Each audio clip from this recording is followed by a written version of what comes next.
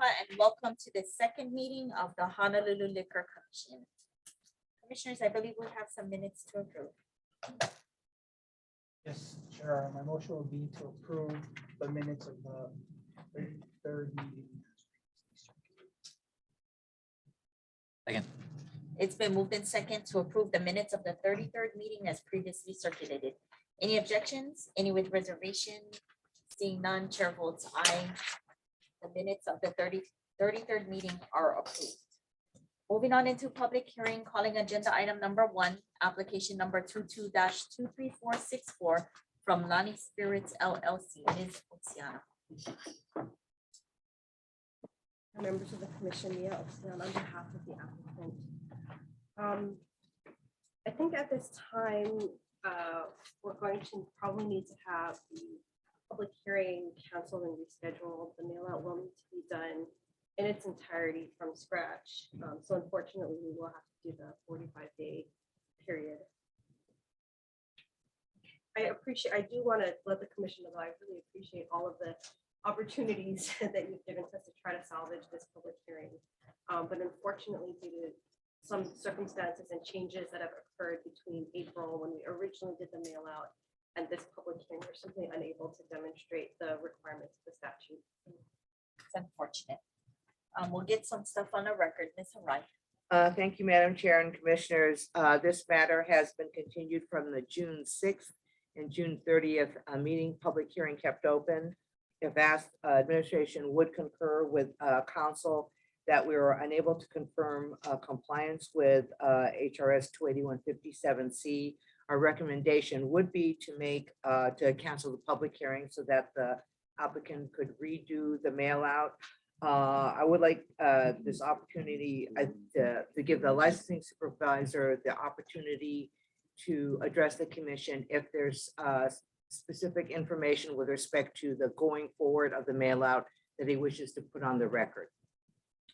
Okay, is Mr. Sato available?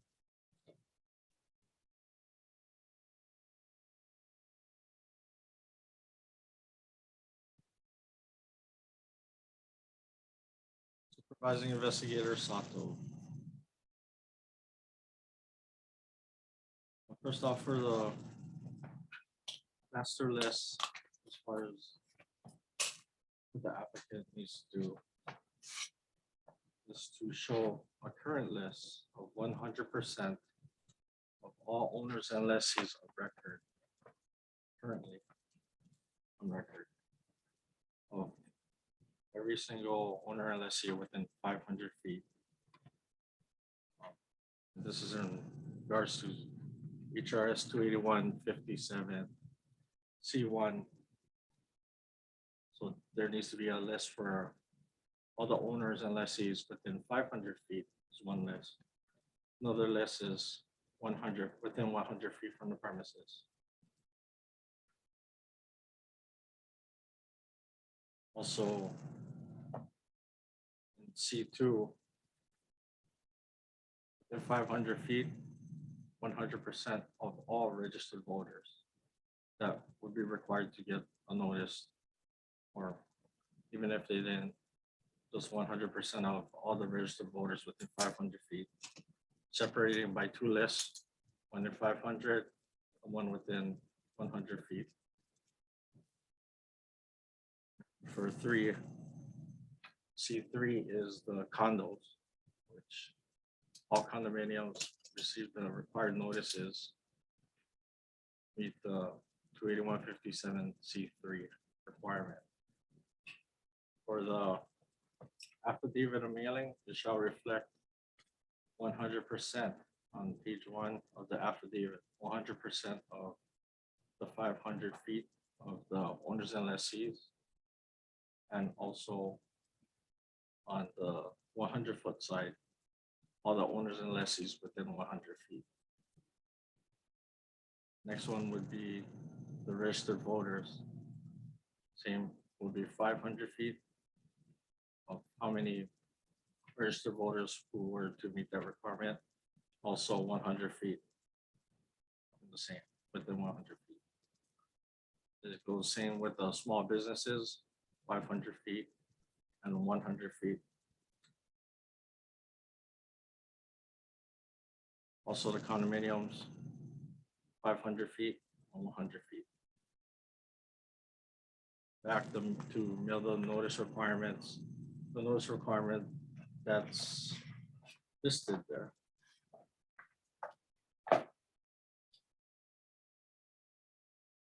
Applicant shall file with the liquor commission and affidavit with the notices mailed in compliance with the subsection.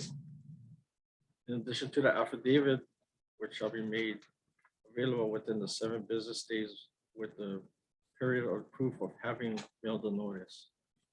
The proof of mailing shall be detailed, showing likewise was sent notices for registered voters, owners and lessees, small businesses, and condominiums of 500 feet to meet the requirements of C1, 2, and 3.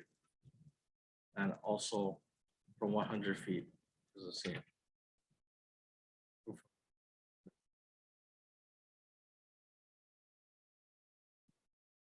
Okay, let me get this clarified so I can follow what's going on here because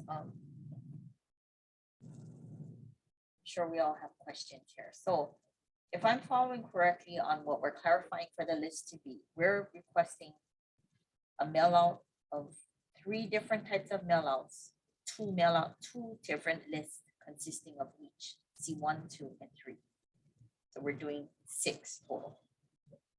So And then we are providing, or the licensee is providing, or authorized rep will provide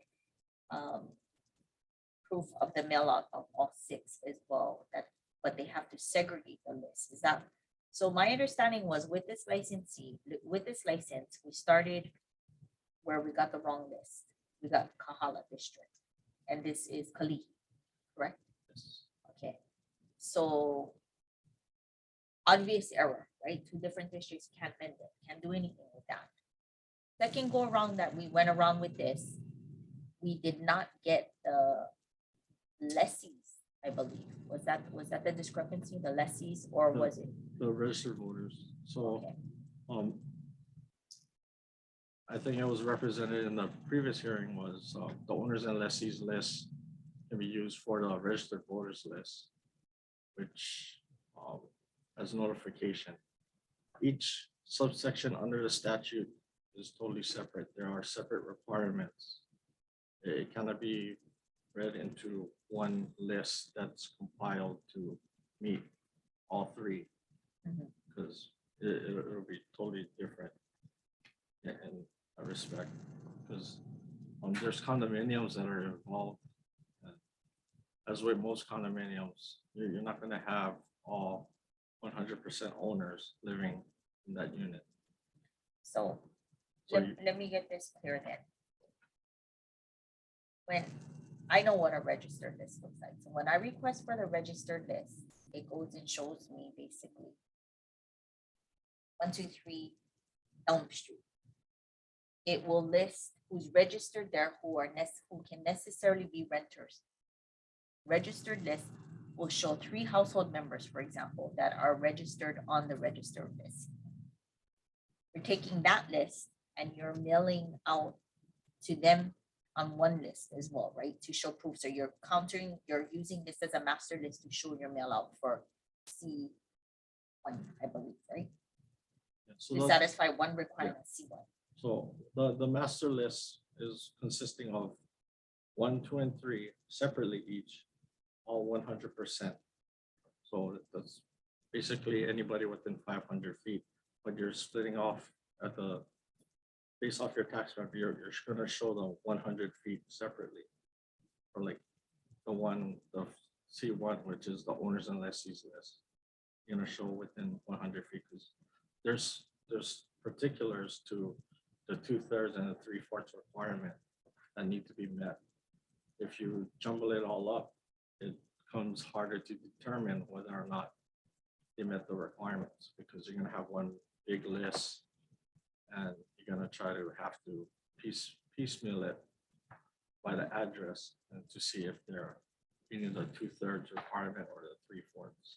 So that's why it's kind of like in the middle, but the master list is the one that shows 100% of 500 feet.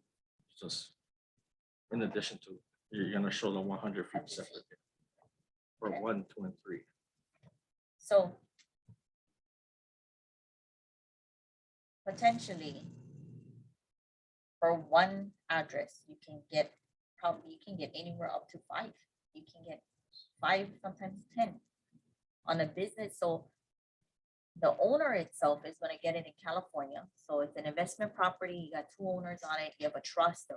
But now I got 3 renters inside of there. They're all registered to vote on there. You're going to send to California and you're going to send to 3 people who are physically at that address to solidify, to get this mailing list done, right? And the intent of this, and call me dumb now or trying to simplify things, but the intent of this, because I'm trying to understand the intention and what we're trying to catch and the overlapping and what it's trying to understand, because this is, I've heard of us having issues with mailing lists before.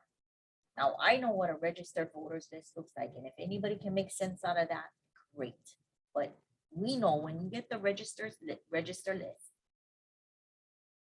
when you request it, it's not current. So you may have a discrepancy in which the person moved since then and is no longer even registered to vote there and since then relocated out of the district. So do we have a requirement of when the registered list? Because if I have a registered list from 8 months ago, if I was a licensee, can I use that list? Because it's costly too.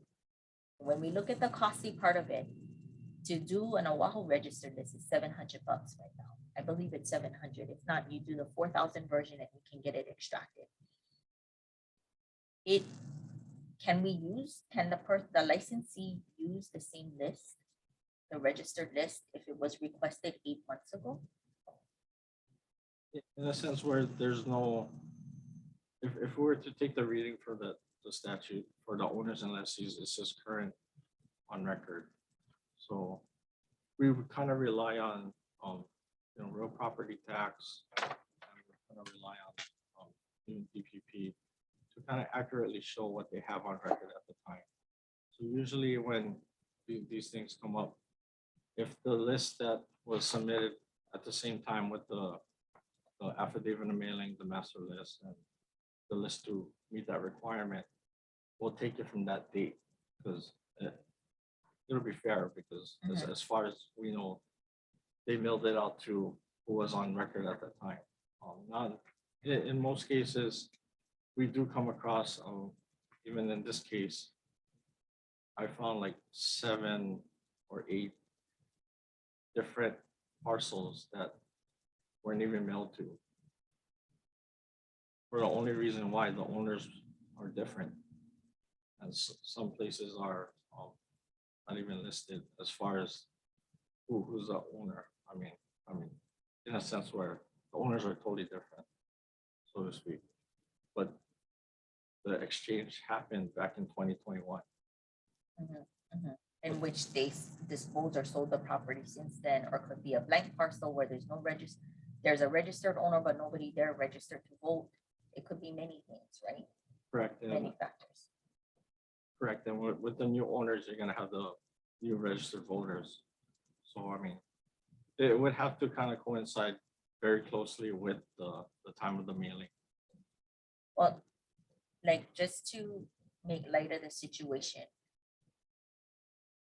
I can anticipate us having similar issues moving forward in newer developments. Because with construction background here, the TMK is 1 TMK until we subdivide and split everything out. For developments, you may only have 10 TMKs on one day. And then when everything goes through, it's now divided into 100. And then you don't have any owners on the land until they sell the property, so to speak. And it's one property owner. So that's why I was asking on that, because as we go into newer development and as we go into mixed use and flex spaces and stuff like that, type of discrepancy in both ends because it's just not gonna match. And I know that from my own registers, my own register list is because no matter how you try to reconcile and what program you use to match it, it doesn't match to whatever you're trying to get done. There's the voter reg list has so much fields and indexes that are in there that are unfounded that need to be excluded in order to match anything to from a junior to a senior to a prefix to a whatever it may be. So it's very difficult. Having said that, I just wanted to understand further where we're at with this and what kind of problems we're gonna see, specifically that this has been very on the radar and we've been looking at, because I couldn't quite understand. We've been doing this for so long, and yet I'm thinking like we're not even in a newer development on this end.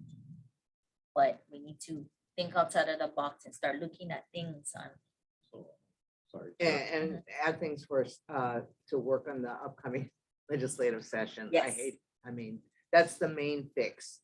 Because we've been doing that sort of quasi Band-Aid fashion as we encounter problems with different types of ownership changes. We went back in and we tweaked 28141, and this 2157 is probably way overdue for tweaking, because it's hard to get around a statutory language with just interpreting.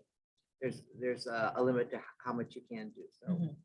So we need to, and even if we have licensees for online and everything right like that right now, is everybody's gonna go through the same frustration at one time or another, that we gotta support this, be proactive about it, and engage now as far as what can be changed and what needs to be done to make this process better, so we all understand. So, Chair, I did meet with the city clerk, and I did talk with them to see if there was a way to expedite just the voter side.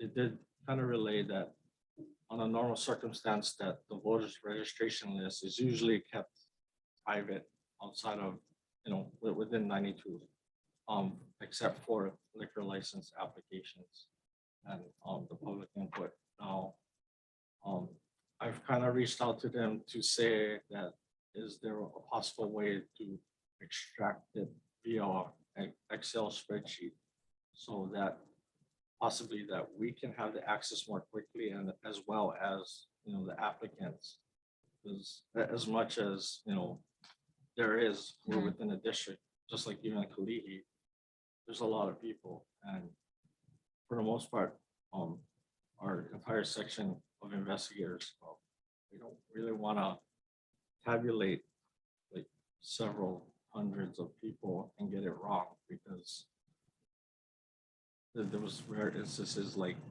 Waikiki where things went wrong, and we had protesters coming down to our office and saying why this and why that, and how they weren't notified of the proper notices. So that to us was a lesson learned. So I know what licensee we're talking about. I think we distinctly remember that. there's two. Yes. Thank you, Mr. Luke, for saying that. Possibly more. Yeah. Are they providing the Excel sheets? No, they have a kind of like a turnaround time of 7 days. Yeah. So as much as possible, we're trying to work with them and say, give them a phone call or email. We need the list like right now. And they give it to you in a disc. I don't know if anybody knows that it comes in a CD disc. And basically, there's no computers nowadays to go and load it. We offer a thumb drive. They're very straight to the point. So it's not the most friendly list to work with. I'm assuming it's going to get cleaned up because we're now at mail-in ballots. So I'm expecting that the list will be clean. But just based on my assumption and what I've seen on my comparisons and what I see on the fields that are provided and stuff, unless you are a computer programmer, in which I had to pay a programmer to defrag this, we don't have those resources. Liquor doesn't have that resources. We don't have a computer writer here to say, formatted. I want to just see within this district, as much as we would want it that way, we don't have it that way. So the list is not, that's why I asked the question. Do we have an expiration on the list? Because if we're not required on a list, or so to speak, then we should be working off of one master list. However, I know that the list will change, depending when you requested for it, the changes in it will be drastic, especially during an election year like now. So in this case, I did factor in the timeliness of the list as far as what was originally presented to us. I did factor in the sales date, because it's real property tax and it's on their website. So I did factor those causes into that. Also did factor in on whether or not there's registered voters for those subject addresses, because the voters list was more newer to just kind of spot check. But in this case, there's a lot of registered voters because there's a really huge condominium complex. Well, Kalihi is my district, so I share the concern and I know exactly what that voter reg list looks like. And when I do a comparison and I look at, there's A, B, C lots, there's all kinds of stuff. You go up there, you look at it, it's one property. Where's ABC? You know what I mean? There's a lot of things on top of there, but Kalihi is a very complex, very dense, and very populated area. So it's difficult to decipher. So just in this situation, I would encourage that this not happen again, that we work closely with the licensing, give as much guidance that we can, especially knowing that this is a very complex situation, and guide them along the way as far as this is what we need, just as you stated today, and be clear on what that is. Yeah. I'm sorry, Yeah, commissioners. I'd just like to point out, I agree with all of that. In addition to that, I do think the legislature at least attempted to assuage some of those concerns by adopting that percentage test for the mail out applicants, the 2/3 and 3/4. However, it can be debated whether that amount is appropriate for the changeover in voter registration in particular. Just looking at this in the past week and a half, spending like over $8, it hurts the eyes. Oh, no. Yeah, because again, the parcel and how it's ID'd, there can be sub parcels that can be totally missed unless you go and actually dig deep into it, and then you'll find more owners.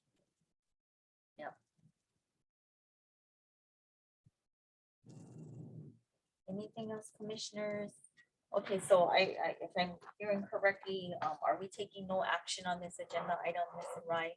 Or are we gonna make? a Yeah, that's motion? correct. The public hearing is simply canceled, and then we'll work with the applicant to assist with them redoing the notification and mail out process. Do it as quickly as. I hope that helps, Ms. Tiana. And please have Nani work with Sato to get that list done, or so we can see you back here and hopefully better results after this. Thank you. Okay, thank you. Okay, thank you. Thank you, Sato. Appreciate it. Okay, calling our next agenda item number 2, application number 22-24190 from Royal Koyo LLC. Mr. Gota. Good afternoon, Madam Chair and members of the Commission. Neil Gota, appearing on behalf of Royal Koyo LLC. Appearing with me is Brian He, the owner. We have no changes to the investigative report. Applicant has been operating on a temporary license with no problems. Ms. Harai. Thank you, Madam Chair and Commissioners. This application has received 0 written protests, 0 letters in support. Applicant has met statutory requirements for the submission of this application. And for the record, a summary of the May 19th preliminary hearing testimony was provided to Chair Gannabon and Commissioner Buckley prior to the public hearing. Commissioners, any questions for Mr. Gota or his client or type of action?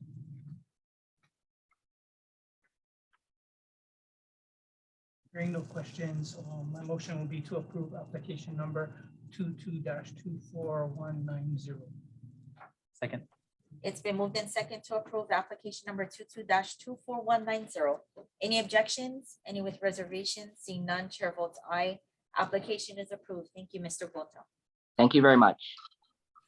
Okay, calling agenda item number 3, application number 22-24518 from Young Yi Ki Dim Sum. Mr. Luke. Good afternoon.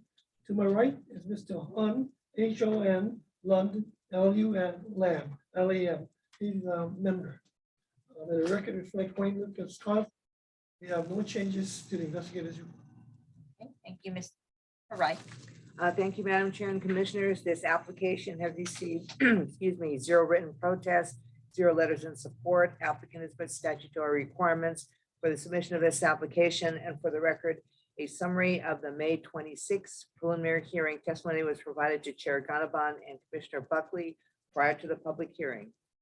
Thank you, Mr. Wright. Commissioners, any questions for Mr. Luke or his client or type of action? Questions? My motion is going to be to approve application number 22-24518. Second. It's been moved in second to approve application number 22-24518. Any objections? Any with reservations? Seeing none, chair votes aye. Application is approved. Thank you. Thank you.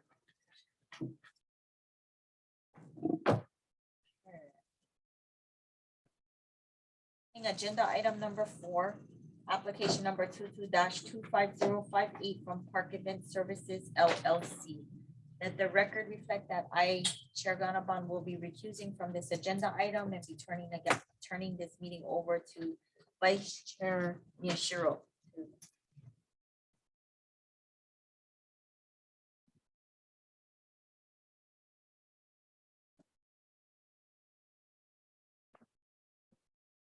Changing the lineup a lot, as you guys can see. Can you make your appearances for the record, gentlemen? Thank you very much, Mr. Vice Chair, Commissioners, Devin Nicoba, and to my right, Mr. Jake Park, P-A-R-K. We're with Park Events Services LLC. I've seen similar requests. You folks have run events similar to this particular request? Yes. Any issues in the past? No. I got no issues. And as far as the security and details in terms of making certain that minors are not served and there's no concerns of overconsumption, those things are the same or similar as the prior. Correct, they're all addressed. Any other questions for the applicant, Commissioner? Entertain a motion to approve the application. Second. I'm not making a motion, I'm entertaining a motion. So my motion would be to approve application number 22-25058. And I'll second. If there's a motion and a second, all those in favor, please say aye. Aye. Any opposed? I also approve the application. The motion is carried by unanimous consent. Thank you, gentlemen. Thank you. About that, thank you.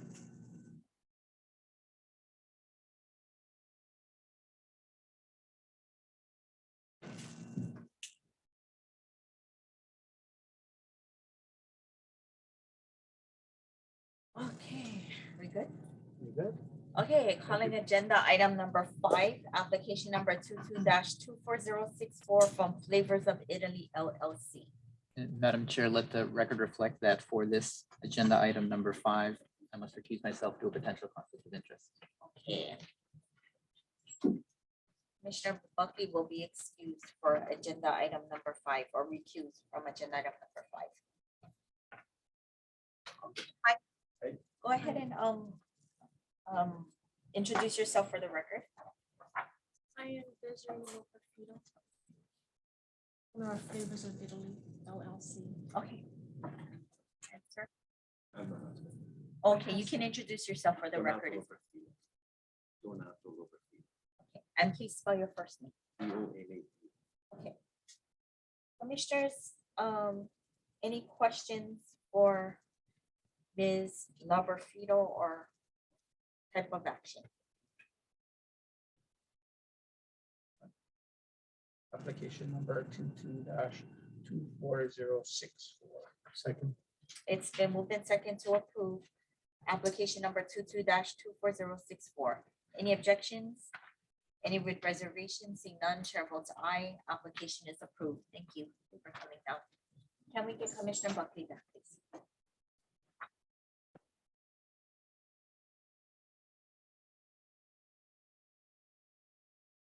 Moving on to agenda item number 6, application number 22-24794 from 41 Homemade Incorporated. Mr. Luke. Yes, to my right is Ako Annie Okeo Rira, MIURA. She is the secretary for the applicant corporation. For the record, like Wayne Luke, Wisconsin. There are no changes to investigators report. They are currently on a temporary license. Any issues? No. No issues. Okay. Commissioners, any questions for Mr. Luke or type of action? Questions? My motion is going to be to approve application number 22-24794. Second. It's been moved in second to approve the application number 22-24794. Any objections? Any with reservation? Seeing none, chair votes aye. Application is approved. Thank you, Mr. Luke. Okay, going into the caterer license application, calling agenda item number 7, application number 22-25038 from Sodexo America LLC. Mr. Ball and Mr. Solusod. Good afternoon, Commission. Patrick Baugh, General Manager and Authorized Agent. Also appearing is Justin Soloside, Concessions Manager and Authorized Agent. This license is for the Jack Johnson Kakua Fest. It is on the 29th and the 30th.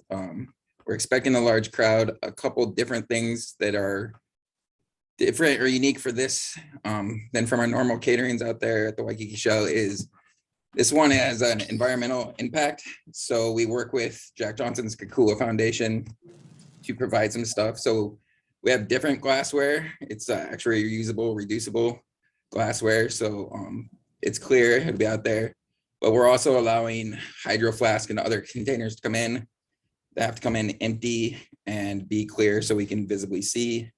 And we are instructing our security and staff that if anybody has a hydro flask or a container that they're drinking out of, if they don't have the appropriate wristband, to check the contents of that container. Those are the biggest pieces. And then the footprint is much larger. They're using the back greens as a location for food and a VIP area, along with having their nonprofit partners in that area.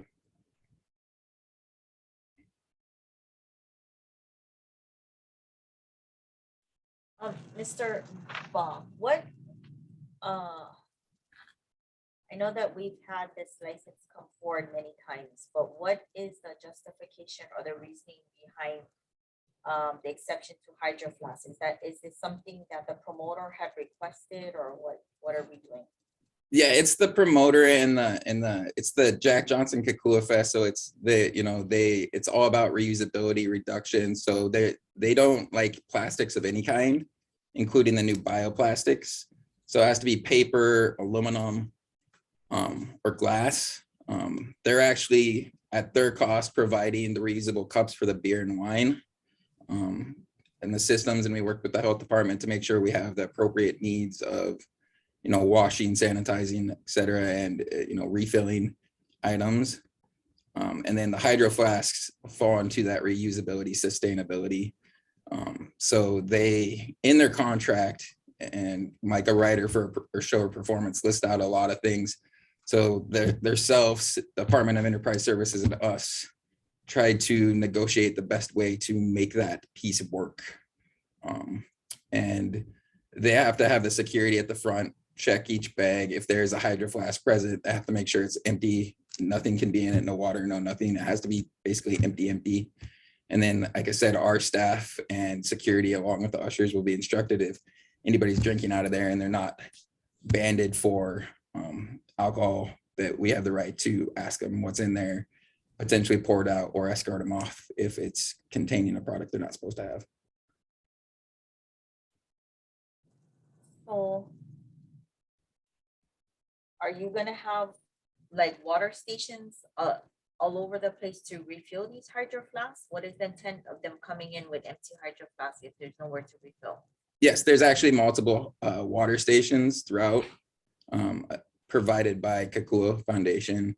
that will have them. So to refill, to have water, available for those that want to do that form. We also work with them to provide a aluminum bottled water, a local sourced water, within their scope of their eco product guidelines. But originally, when that option wasn't available years ago, they worked with water stations. So it's to bring them in to have water stations. Now it's a zero use if someone has an empty hydro flask versus they would be using, even an aluminum bottle or something.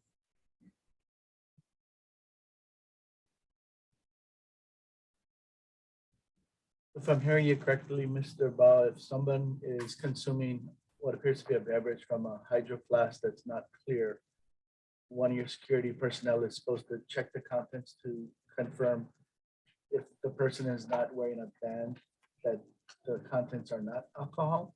If they're not banded and they do not look of age, so kind of the under 30 rule, just like you would do if you're IDing. If they're not banded, they do not look of age, and they're drinking out of that, we will instruct ours that they have the ability to go up and ask to know what's in there. Pour it out, whatever we may need to do to verify it. And then if it is a substance and they're not of age, then we'll escort them off property. If somehow a ban got missed, then we would ask them to go obtain a ban if it was. But yes, we are instructing our security staff and the ushers to keep an eye out for all that piece of activity. We are also not pouring into hydro flask or anything. So if we do see alcohol in a hydro flask, we may ask them to leave the property anyways, because we're not using hydro flask for alcohol. So if there's alcohol in a hydro flask, we'll probably ask them to leave also. It's just strictly for their water. Okay. The report shows that the anticipated attendees are between 6,000 and 7,000. Is that per night or total? Per night. Current ticket sales are right around 5,000 for the Friday and about 4,500 for the Saturday, but there's still a couple weeks and we expect some walk up of a couple hundred, 500 or so each day. Have folks catered an event this large since COVID? There've been several concerts. Her concert back in April had just under 7,000 people. There's been a couple other concerts recently that were about 3,500 or so, with no incidents. Thank you. Some long lines though. We're still working on our staffing to try to get the lines down, but our security staff has been good, and we actually have multiple security agents that we work with now too. Not just KT, we also bring in rain services sometimes. Okay. Best of luck with the security. We'd rather see you on this side of the agenda than the backside. Us too. Thank you. Just to clarify one point from Commissioner Miyashiro, you said you won't be pouring alcohol into hydro flasks. Is there a stated prohibition not to pour your own alcohol into hydro flasks? Correct. We will not be pouring any alcohol into hydro flask. The promoter is also aware of this. So if there is alcohol in a hydro flask, we reserve the right, whether they're of age or not, to escort them off of property because it's not an approved container. Okay, thank you. Shiba, I have one question. So based on the fact that you guys are going to be having more, I guess, people watching for hydro flasks and what's being drank out of hydro flasks, on your normal numbers, how much more security have you added or are you planning to add based off the fact more people are going to be needing to watch hydro flasks? We haven't increased our location of spots, so we have 20 plus people assigned, but only 10 of them are kind of sweeping through. We're not, and it's that they sweep through those areas in general, looking for intoxication, underage, passing, etc. They're just really looking for a hydro flask at this point. Also, if it's a concern, and again, it's under 30 with a hydro flask without the wristband, we'll check kind of thing. So similar things we look for before, because I mean, if we're 100% honest, hydro flask will sneak in sometimes anyways. So we're just keeping an eye out for what's there, and if something doesn't seem correct. And so I just want to reiterate, please make it known to your security guys. It's very important to make sure that people are not somehow getting alcohol into these hydro flasks or anything like that. Because again, we don't want to see you on the back end getting a violation. Okay. Correct. Appreciate it. Any other questions?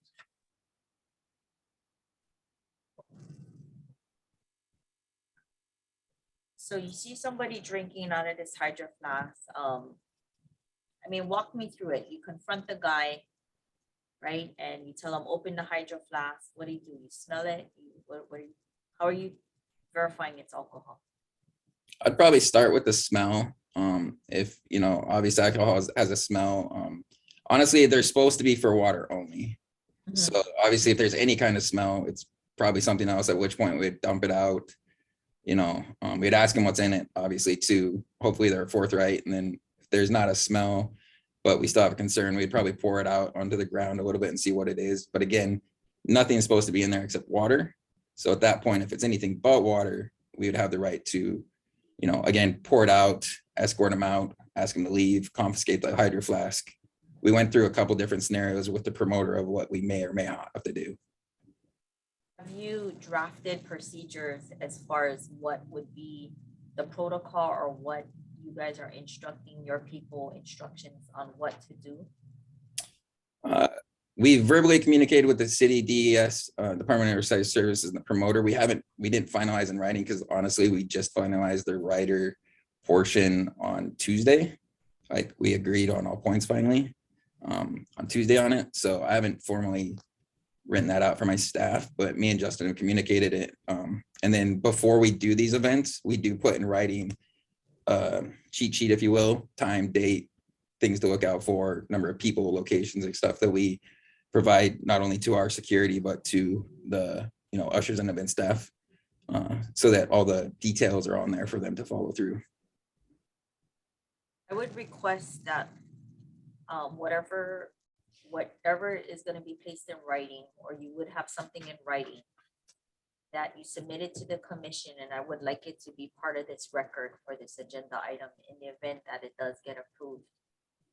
My concern is that this is the first time we're doing something like this, and I understand what the intent is with it. However, I do not want to open the box for other venues to come in similarly with different requests in which we're deviating and normal set procedures. You guys have done really well out there during this time with the procedures that we know that it works, because with the procedures you guys have in place, fortunately we haven't seen it here, right, on the back end.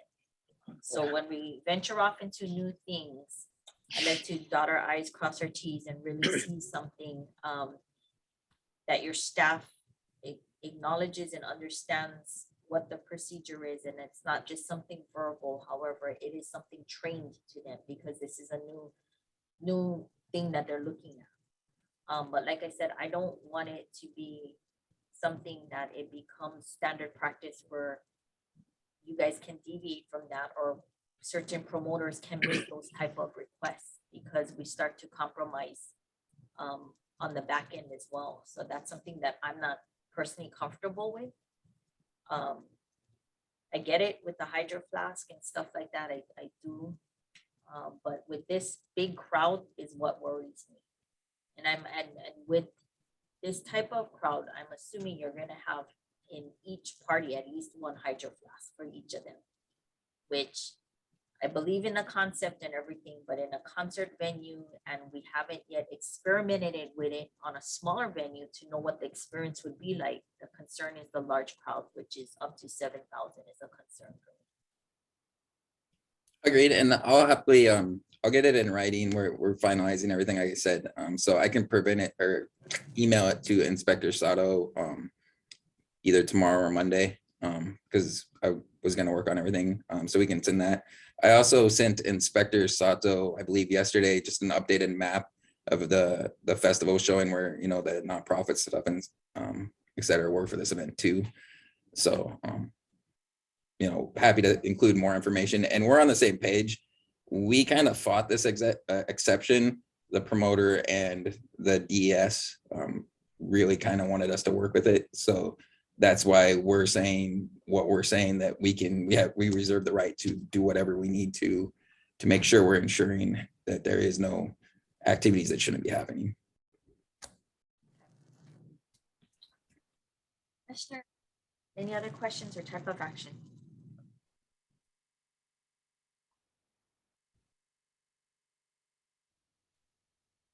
So my motion is going to be approve application number 22-25038 with Chair Gannabon's request to have the verbiage sent to Inspector Sato and have it all in the record, reflecting how your staff will handle these situations. Second. It's been moved in second to approve the application number 22-25038. Any objections? Any with reservations? Seeing none, chair votes aye. Application is approved. Good luck, gentlemen. Thank you. Okay, calling agenda item number 8, request number 22-25054 from Rumosphere LLC. Mr. Shinsato, and I believe we have Mr. Kyuchi for this request. Good afternoon, Chair and Commissioners. Ross Shinsato, agent, and to my right is Debbie Eichelberg, agent for the LLC.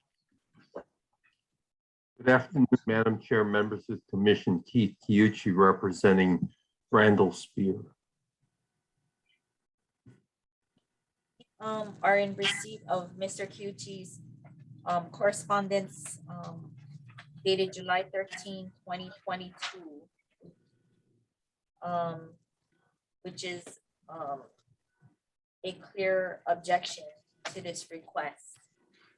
I know, Mr. Shinsato, you had some time last week to explain briefly, and we continued this item till today to discuss what the objections or what the issues would be. So, Yes. how do you guys want to do this? Once to start off, you want to start off, Mr. Shinsato, with your request, and then we'll follow up with Mr. Kyuchi on the. Okay. Ms. Eichelberger failed to renew the license of Blue Boy. She did not renew it because of she had just a month-to-month rent agreement. And also because it was close to the beginning of the new fiscal year, she would have paid a non-refundable renewal fee. And because of the closure, she would like to transfer the liquor from King's Pub to Arnold's. Okay, pretty straightforward request then, right, Mr. Shinsato? Yes. Mr. Kyuchi, go ahead and further discuss. Our objection is that they're two separate entities. Blue Boy Inc. is a corporation. Rumosphere LLC is an LLC. The sole shareholder of Blue Boy Inc. is Rumosphere LLC. Our objection is that Mr. Spear has never been given notice of any shareholders meetings, directors meetings for Blue Boy Inc. He has not been given any notice of any membership meeting or for Rumosphere LLC, both in violation of the statute. We do not want the assets transferred from Blue Boy Inc. to Rumosphere LLC unless Ms. Eichelberger does a complete accounting of all of the assets of Blue Boy Inc. And that includes the alcohol. There are two distinctly separate entities. This is a situation where Ms. Eichelberger unilaterally decided to close Blue Boy Inc. without the approval of 25% owner. Mr. Kyuchi, can you come closer to the mic? Sorry. Sure. Yes. So our objection is we object to any transfer until a full accounting is done of the remaining assets of Blue Boy Inc., including the alcohol.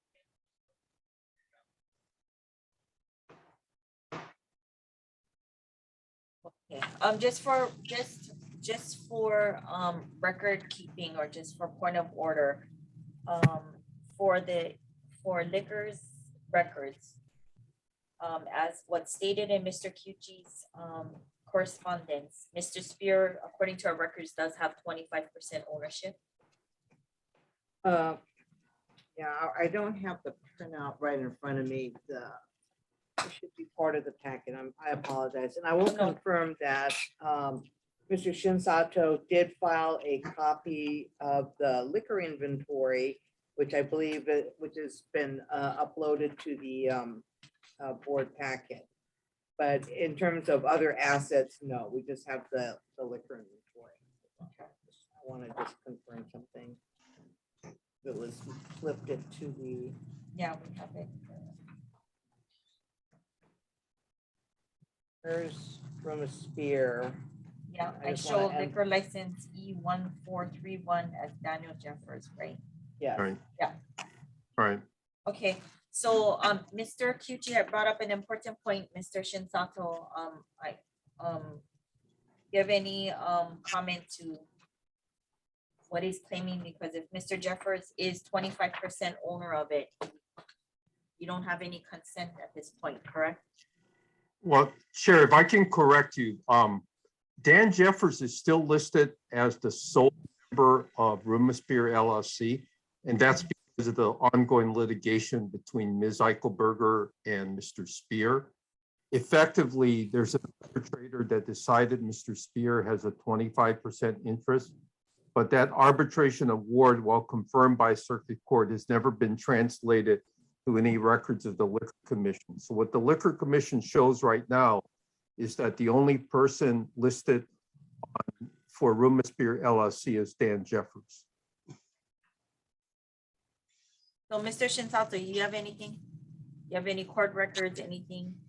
I mean, we shouldn't be even entertaining this at this point. I mean, because we don't have a complete packet here of anything to support your request. At this time, commissioners, you guys have any questions? I have one thing to add.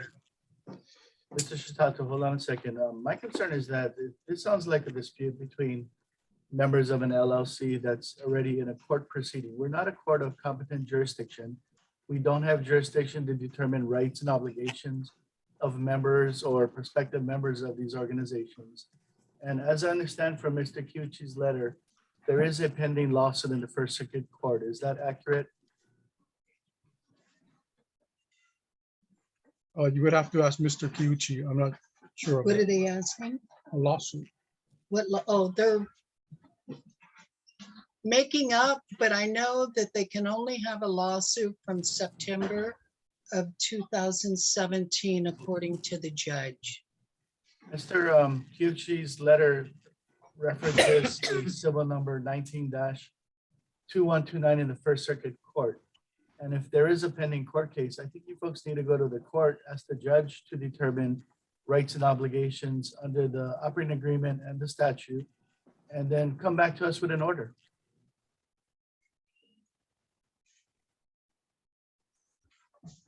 Okay. I just wanted to add that the Liquor Commission records show Miss Eichelberger as a 100% owner of a Blue Boy.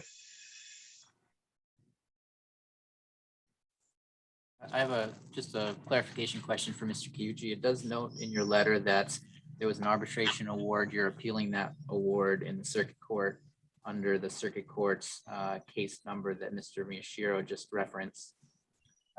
In the circuit court, did they stay the order of the arbitrator pending No. resolution at the circuit court level?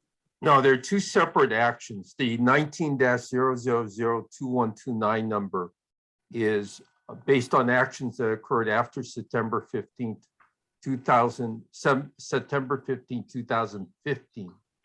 The two appeals are based upon the arbitrator's decision, which only related to matters before September 15th, 2015. There was no stay of the arbitrator's award in the cases that were appealed. Okay, thank you for that clarification. I do agree with the concerns of Commissioner Miyashiro. It does seem like there is litigation pending in the circuit court.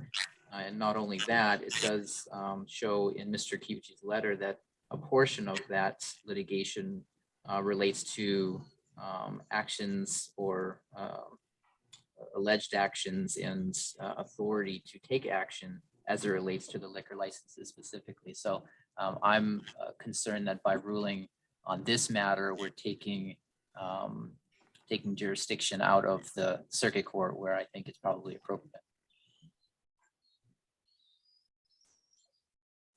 Mr. Shinsato, what's your pleasure? We can rule on it or we can entertain a request from you. What, do you want to withdraw the request or do you want us to rule on his request at this time? We can rule on it.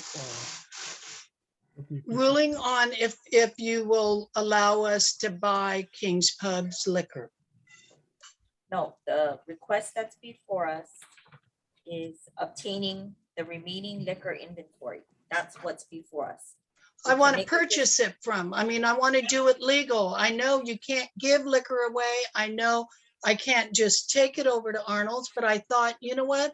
I'm trying to pay all the bills so that when I close, the bar is closed for business, but when it closes at the end of July, that I can pay all the bills and walk away. All the bills, all the bar insurance stuff, everything paid. I'm I not gonna walk understand your away and not concern. pay the bills. I understand your concern. However, what we've already stated as commissioners, we cannot entertain that request. Mr. Shinsato, we will rule on the request, or do you wish to withdraw this request? What's that? We can rule on the request, make a decision, or we can withdraw it. Is it okay to, I mean, I don't understand. I just want to know what to do with all that liquor. I've asked two We won't make that purveyors. decision for you. I'm sorry. You can ask them. Commissioners, type of What? action for request You're gonna agenda take item action. number 8. I'll make Yeah, a action, motion to I deny don't know what to request, do. Yeah. Under agenda item number 8, which is request number 22-25054. Second. It's been moved in second to deny request number 22-25054. Any objections? Any with reservation? Seeing none, chair votes aye. The request is denied. Thank you. Mr. you. Shinsato, Mr. Kyuchi, thank you for your time. Okay, So calling the agenda liquors- item number 9, request number 23-00005 from Don Boyos Mexican Food Incorporated. Good afternoon, Commissioners. Ross Shinsato, authorized agent for Don Goyos. We are asking for a late renewal of the liquor license. Want to introduce Miss Not for the liquor license, for the agent. Is that what you're? Oh, this is another Sorry. one. Mr. Cornelio Chaidez should be online. I don't see him. He is not online, Mr. Shinsato. Do you want to proceed without the licensee here, or do you want me to take it up at the end of the agenda until he does that on? It's straightforward. I'll proceed. Okay.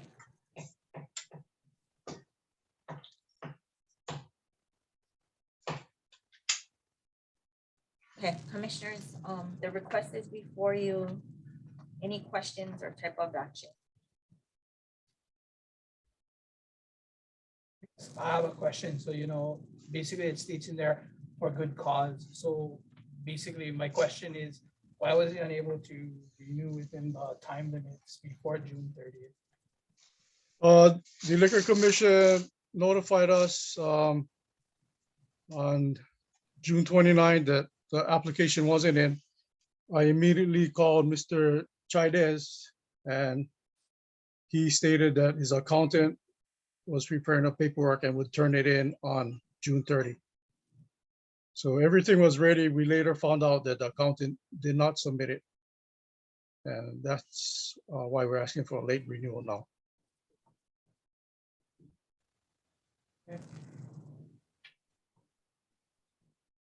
So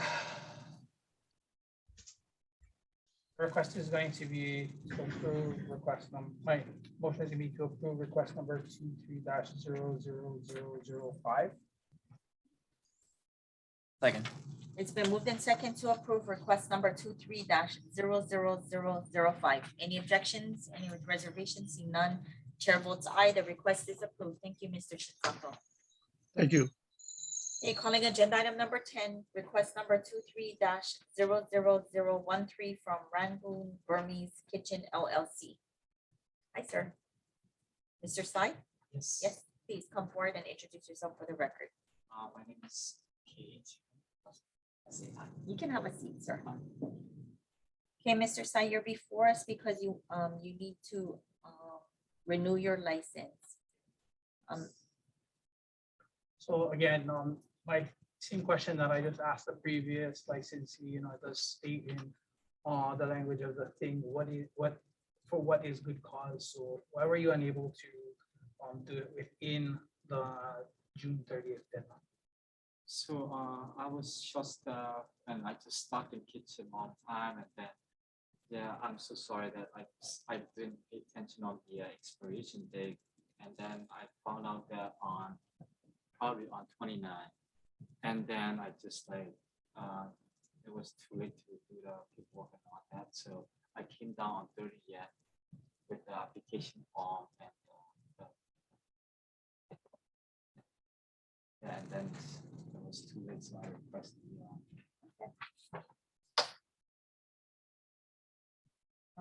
Okay, so my motion is going to be to approve request number 23-00013. Second. It's been moved in second to approve request number 23-00013. Any objections? Any with reservations? Seeing none, chair votes aye. Request is approved. Okay, Mr. Sai, you can renew your license. Thank you. you won't have it again. No, thank you. Thank you for coming down. We appreciate it. Okay, going into agenda item number 11, request number 22-25080 from Devin Nakoba, authorized agent on behalf of Jen Kapolei LP, Jen Korea Barbecue House. Mr. Nakoba. Thank you very much, Madam Chair. Commissioners, Devin Nikoba representing Jen Kapolei LP, doing business as Jen Korean Barbecue House. We were just hoping to be able to get a standalone temp for the property while they are in the process of getting the regular license. Known Appleby, Yes, formerly known as that. Mr. Spina. No, No, was it Vincent no, Spina? unfortunately. Yeah, he's no longer, I mean, the Applebee's no longer exists there. So.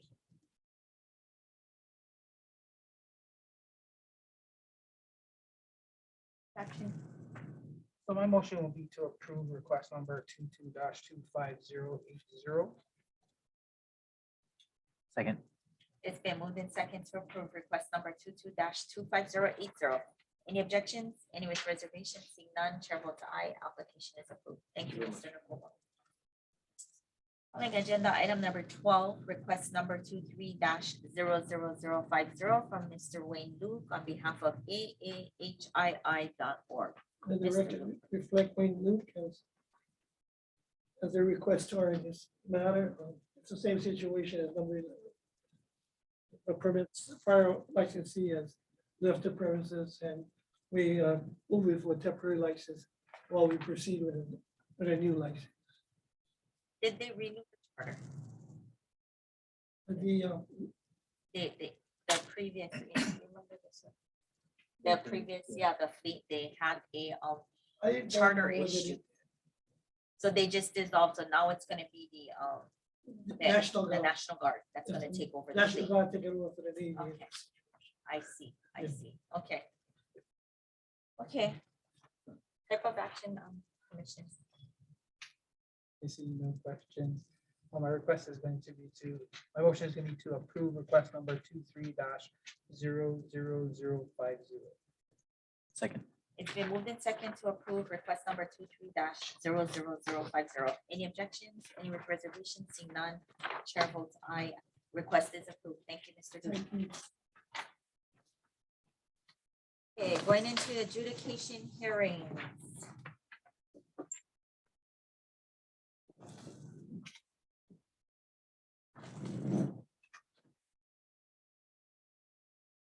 Before I call them, start adjudication hearings. Let me call agenda item number 13, Agave and Vine LLC. Charles Jewett, JEWITT, member Agave and Vine. Thank you. And Mr. Knapp.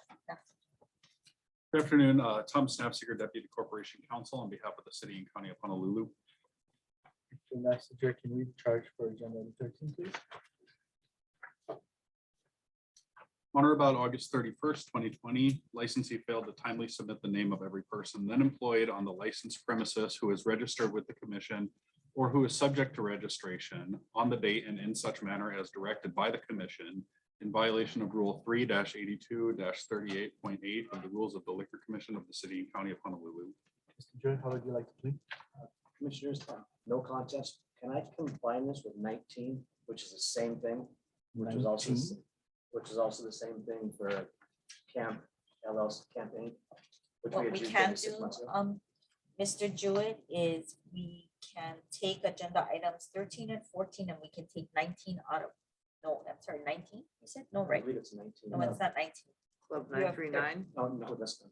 Yeah, you two- have 13 and two 14. Dago- And I also have 2 Dagos LLC for the same thing for filing.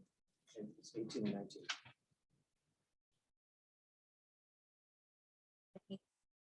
What agenda item were, oh, here we go, agenda item 23. Mr. Jewett, what we can do for time's sake matter, we can take up agenda items 13 and 14 and take agenda item 23 out of order to save you some time. Yeah, I'm trying to. Okay, we can entertain that request, but we'll proceed with 13 for now. And we'll do them one at a time. Okay, thank you, Commissioners. If I heard you correctly, you pled no contest. No contest with explanation. Okay, and you have that opportunity, Mr. Jewett. Motion to accept the plea. It's been moved in second to accept the no contest plea. Any objections? Any with reservations? Seeing none, chair votes aye, the no contest plea is accepted. Mr. Nasser, what is your recommendation? Again, this violation occurred on August 31st, 2020, when licensee failed to submit the employee listing. This is licensee's first violation. The recommended fine is $250. I will note for the commission that a warning was issued on August 15th of 2019. Judge, you can provide your explanation. We were right in the middle of COVID, had no employees, had no staff, had no secretarial staff. It's the same as Camp LLC was. All my officers were applying for all my companies. Received them all. You were closed at the time. Yeah. Commissioners, any questions to the licensee? Hearing none, the motion is going to be to issue a letter of reprimand. Second. It's been moved in second to issue a letter of reprimand for agenda item number 13. Any objections? Any with reservations? Seeing none, chair votes aye. A letter of reprimand will be issued for agenda item number 13. Calling agenda item 14, Agave and Fine LLC, Mr. Jewett. You can introduce yourself again, sir. Again, Charles Jewett, JEWITT, member Agave and Vine LLC. Thank you, Mr. Nasser. Can you read the charge, please? On or about May 7, 2022, in the city and county of Honolulu, state of Hawaii, licensee permitted liquor of any kind will in bottle, glass, or other container to be open and readily consumable within the licensed premises before or after the hours established by the Liquor Commission, to wit, 2:13 a.m. in violation of Rule 3-82-38.20, subsection B of the Rules of the Liquor Commission of the city and county of Honolulu. Mr. Jewett, how would you like to plead? No contest. Motion to accept the plea. Second. It's been moved in second to accept the no contest plea for agenda item number 14. Any objections? Any with reservations? Seeing none, chair votes aye. The no contest plea is accepted. Mr. Nasser, what is your recommendation for this matter? Again, this violation occurred on May 7, 2020, when licensee permitted alcohol to be readily consumable after hours. This is licensee's first violation. The recommended fine is $630. For the record, how do you get to the 6:30? There's a $500 base fine and then $10 per minute for the 13 minutes over for an additional $130. Okay, thank you. Mr. Jewett, any comment or explanation? The commission will be very surprised to hear this. There is none. My manager messed up, had an open container out. I have no. Other than she didn't follow what she's supposed to follow. Trust we will not see you folks back here for this type of. I violation. trust you will not see. Excellent. Hopefully me here for a long time. Since a long time. Mr. Jewett, we've been seeing you every week for the past almost 3 weeks. So this will be your last time, I'm hoping. The agenda will be coming out next week and you better be on it. I Okay? missed her around the block. too, but I hear you, Commissioners. I didn't start COVID. I'm sorry. Okay. Well, we appreciate your candor to the commission, Mr. Jewett. Motion to approve the recommended fine of $630 for agenda item 14. Second. It's been moved in second to approve the recommended fine of $630 for agenda item number 14. Any objections? Any with reservations? Seeing none, chair votes aye. The recommended fine of $630 will be imposed for agenda item number 14. And I will take agenda item number 23 out of order for sake of, since Mr. Jewett is already here. We will call agenda item number 23, Two Dago LLC DBA Paybar. Introduce yourself. Charles around the block. Jewett, JEWITT, member Two Dagos LLC. Messenger, can you read the charge, please? On or about September 30th, 2020, licensee failed to timely submit the name of every person then employed on the licensed premise who is registered with the commission or is subject to registration on the date and in such manner as directed by the commission in violation of Rule 3-82-38.8 of the Rules of the Liquor Commission of the City and County of Honolulu. Mr. Jewett, how would you like to plea? No contest. Motion to accept the plea. It's been moved in second to accept the no contest plea for agenda item number 23. Any objections? Any with reservations? Seeing none, chair votes aye. The no contest plea is accepted. Mr. Messenger, what is your recommendation?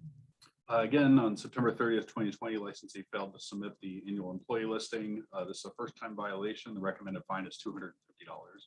Mr. Jewett, do you have any comment or explanation for this matter? Same explanation as the other two companies. They're all closed, no staff, no secretarial staff. It's one office. They're all given to us at the same time. And this was closed because of the COVID restrictions in place at the time. Correct. Commissioners, any questions to the licensee? Hearing none, motion to issue a letter reprimand for agenda item 23. Second. It's been moved in second to issue a letter of reprimand for agenda item number 23. Any objections? Any with reservations? Seeing none, chair votes aye. The letter of reprimand will be issued for agenda item number 23. Okay, Mr. Jewett, you're set to go. Thank you very Thank you, much for coming Commissioners. down. Hope to not see you soon. Next week or the following week. Okay, calling agenda item number 15, back on the agenda, Chambers and Chambers Incorporated. Ms. Laverne. Yes, hi, good afternoon, commissioners. My name is Casey Lovern, representing Chambers and Chambers Wine Merchants. Mr. Messenger, can you read the two charges, please?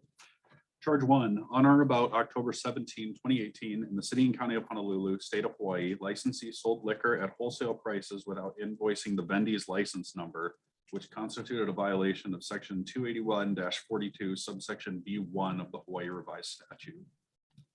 Charge 2, on or about October 17, 2018, in the City and County of Honolulu, State of Hawaii, licensee conducted business outside of the class or category authorized by the Commission, which constituted a violation of Rule 3-82-31.2, subsection A of the Rules of the Liquor Commission of the City and County of Honolulu. Thank you. Ms. Laverne, how would you like to plead to charge 1? No contest. How would you like to plead to charge 2? No contest. To accept the no contest pleas for charges 1 and 2 of agenda item 15. It's been moved in second to accept the no contest plea for charges 1 and 2. Any objections? Any with reservations? Seeing none, chair votes aye. The no contest pleas for charges 1 and 2 are accepted. Mr. Nassar, provide your recommendations for both charges.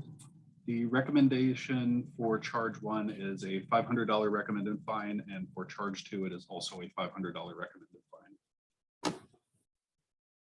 First time violation. That's correct. Ms. Laverne, do you have any comment or explanation for either charge 1 or 2 or both?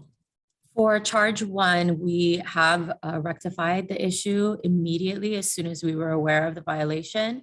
And for charge 2, we mistakenly believe, on our paperwork on our side, that the account that we were selling to was working under a DBA, which was not the case, and we accepted a payment under the DBA.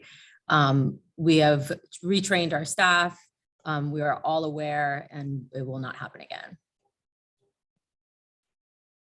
And to approve the recommended fines of $500 for charge 1 and $500 for charge 2 for agenda item 15. Been moved in second to approve the recommended fines of $500 for charge 1 and $500 for charge 2 with a total fine of $1,000. Any objections? Any with reservations? Seeing none, chair votes aye. The $1,000 fine will be imposed for agenda item number 15. Thank you, Ms. Laverne. Thank you so much. Calling agenda item number 16, 2012 Sports Bar and Cafe, Club Mellow. Commissioners, I'll note that I had a conversation with Attorney Neil Gota, and he requested a continuance until the next available. He's on that. Go to make your appearance, Mr. Gota. Okay, good afternoon, members of the commission. Neil Gota, appearing on behalf of 2012 Sports Bar and Cafe, requesting a short continuance to next available. I was informed the discovery I requested was available this morning, so I haven't had a chance to review it and want to be able to review that and advise my client. So we're asking for a short continuance. Vanessa, is there any objection? No objection. Okay, the matter will be continued to next available hearing date. Just for point of order, since we also have a similar agenda item, I will take agenda item 18 out of order. And assumably, Mr. Gota is also representing the same. He's Correct. actually on the Actually- next one as well. Yeah. Oh, okay. Oh, we'll just keep it in order then. Let's keep it in order. Calling agenda item number 17, Pot Shabu Ramen. Good afternoon, members of the commission. Neil Gota, appearing on behalf of Pot Shabu Ramen and Barbecue House. Requesting a short continuance for the same reason. I want to be able to review the discovery and properly advise our client. We're asking for a short continuance till next available. No objections. Okay, we'll continue agenda item 17 to the next available hearing date. Calling agenda item number 18, Club Mellow. Good afternoon, members of the commission. Neil Gota, appearing on behalf of Club Mellow. For the same reason, requesting a short continuance to next available date so I can properly review the discovery and advise my client. Thank you. Objection, Mr. Messenger. No objections. Agenda item 18 will be continued to the next available hearing date. Thank you. Thank you, Mr. Gota. I will note, we have Mr. Gota on for 2 more cases if you want to take them out of order. Yes, let's do that for. The next one will be Free Spirits, which is agenda item number 21. I'm sorry, we're gonna take things out of order just because we have Mr. Boots online. So for time's sake, let's get that going. Calling agenda item number 21, Free Spirits. Good afternoon, members of the commission. Neil Gota, appearing on behalf of Free Spirits LLC. Appearing with me is Matthew Troy, manager. We waive reading of the charge and enter a plea of no contest. Thank you, Mr. Gota. Motion to accept the plea. Second. It's been moved in second to accept the no contest plea for agenda item number 21. Any objections? Any with reservations? Seeing none, chair votes aye. The no contest plea is accepted. Mr. Messenger, what is your recommendation? This violation occurred on May 21st, 2021, when licensee permitted noise which exceeded the maximum permissible sound levels, which was measured at 65 decibels from 8:33 p.m. to 8:53 p.m. This is licensee's first violation. The recommended fine is $1,000. Mr. Gota, any comment or explanation on this charge? Yes, this was Free Spirit's first event after the COVID pandemic started. While we got all the COVID rules and regulations followed to a T, we did run into this noise issue. Free Spirits did have individuals monitoring noise via sound meters from various locations during the event. However, we've realized, especially for this venue in Waikiki, noise travels differently and bounces off of buildings differently. And so we understand, this is a problem and we're working to address it for any future events. We continue to work closely with the promoters and the musicians to ensure that we can regulate the noise. Free Spirits has exercised other special licenses since this event with no noise problems. This event at the International Marketplace above the garage? Correct. So that venue was unique in a sense. It was chosen to meet COVID rules and restrictions. And so it was a different venue than we're used to operating under.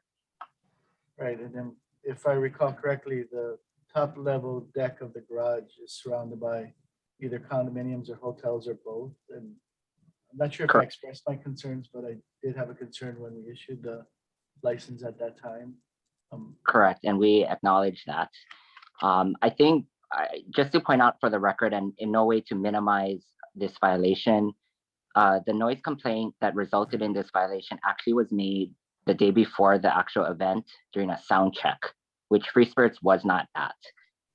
Again, we're not disputing the fact that the actual noise decibel violation occurred during the event, but to our knowledge, there were no actual complaints made during the actual events.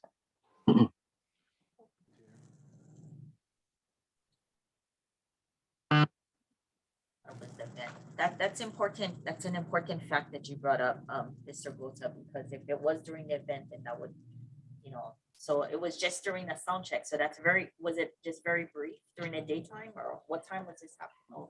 My understanding was the complaint or the individual made the complaint to the Liquor Commission based on noise that occurred during the sound check the day before the event.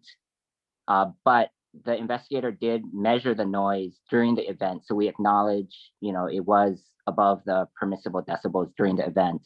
But to our knowledge, no actual complaints came in during the event. Mr. Gota, refresh my memory, when did the actual event end for the night? What time is that? 9 p.m. Any other questions, commissioners? Hearing none, motion to approve the recommended fine of $1,000 for agenda item 21. Moved in second to approve the recommended fine of $1,000 for agenda item number 21. Any objections? Any with reservations? Seeing none, chair votes aye. The $1,000 fine will be imposed for agenda item number 21. Thank you, gentlemen. Thank you. Thank you. The last item with Mr. Gota is number 24, Puka's Hole in the Mall. Taking things out of order, calling agenda item number 24, Puka's Hole in the Mall. Mr. Gota. Good afternoon, members of the commission. Neil Gota, appearing on behalf of Puka's Hole in the Mall. Appearing with me is Scott Kervian, the store team leader. We waive reading of the charge and enter a plea of no contest. Accept the no contest plea. Second.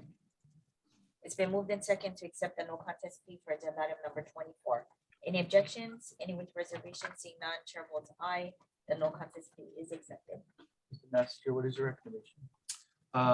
As a result of the ACE violation, this occurred on May 17th, when licensing liquor to a minor. As licensee's first violation, the recommended fine is $1,000. Is a identification requested by the licensee?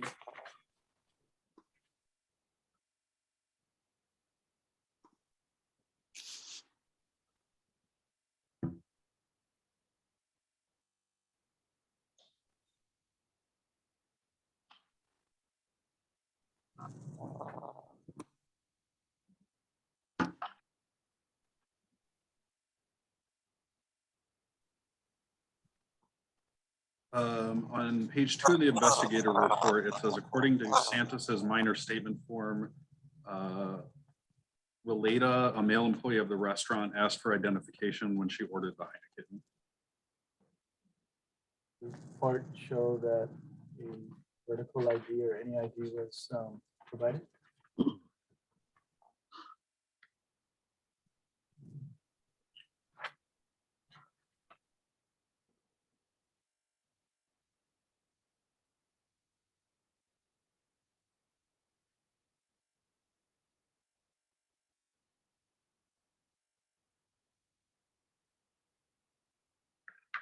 I apologize. I don't seem to have a photograph of the ID that was presented.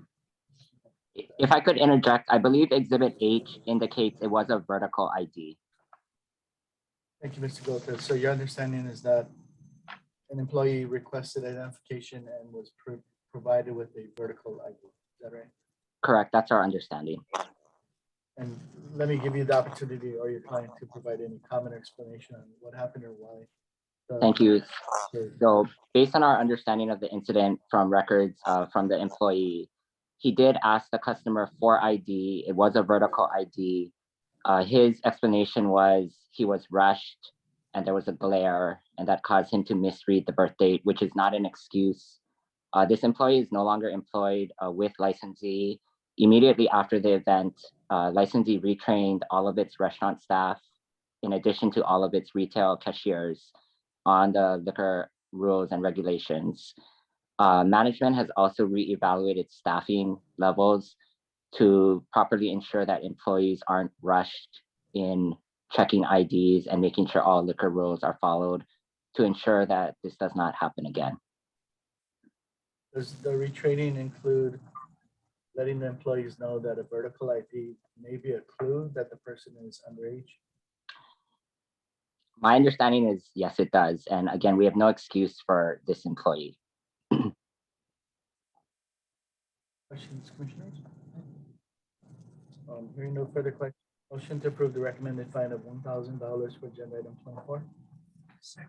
It's been moved in second to approve the recommended fine of $1,000 for agenda item number 24. Any objections? Any with reservations? Seeing none, chair votes aye. The $1,000 penalty will be imposed for agenda item number 24. Thank you, gentlemen. Thank you very much. Okay, going back on agenda, calling agenda item number 19, 939 Entertainment LLC, Club 939. Good afternoon, Madam Chair, members of the commission, Mia Oxiana, on behalf of the licensee. Present to my right is Stuart Shirasi, the owner. Also present are Mike Takasaki, floor manager, and Alice Rivera, the general manager. I do apologize. I was hoping to also have their general counsel, Sean Mukai, present as well. However, he did have a scheduling conflict and was unable to join us. I understand that this matter was continued for the penalty phase. There are a few things I would like to inform the commission of prior to any consideration of penalty with respect to these violations. The first was, and the current violations that we're here for took place in June of 2019. The license suspension violations occurred in February of 2020.